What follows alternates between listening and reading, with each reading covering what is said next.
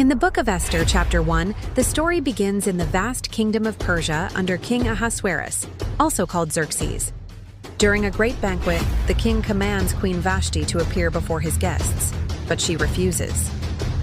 Her refusal leads to her removal as queen, and a search begins for a new queen.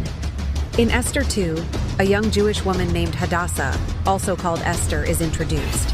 She has been raised by her cousin Mordecai, who loves her like a daughter. Esther is taken to the king's palace with many other young women. Though she is beautiful, what stands out most is her grace and character. She keeps her Jewish identity secret, just as Mordecai advised.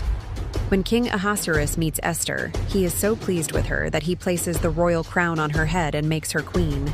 Meanwhile, Mordecai discovers a plot to assassinate the king, Esther 2:21-23. He reports it, saving the king's life, though the deed is recorded without reward. In Esther 3, the king promotes Haman, a proud official. Haman demands that everyone bow to him, but Mordecai refuses. Furious, Haman decides not only to punish Mordecai, but to destroy all the Jews in the empire. He convinces the king to issue a decree ordering their destruction. When Mordecai learns of this in Esther 4, he urges Esther to approach the king, even though appearing uninvited could cost her life. Mordecai tells her, "Who knows whether you have come to the kingdom for such a time as this?"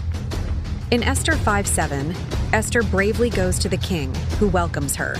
She invites the king and Haman to 2 banquets. At the second banquet, she reveals her Jewish identity and exposes Haman's plot. The king is enraged and Haman is executed. In Esther 8:10, the king allows Esther and Mordecai to write a new decree enabling the Jews to defend themselves.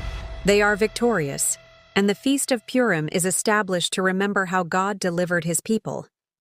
Mordecai is honored, and Esther's courage becomes a lasting testimony of faith, bravery, and divine purpose.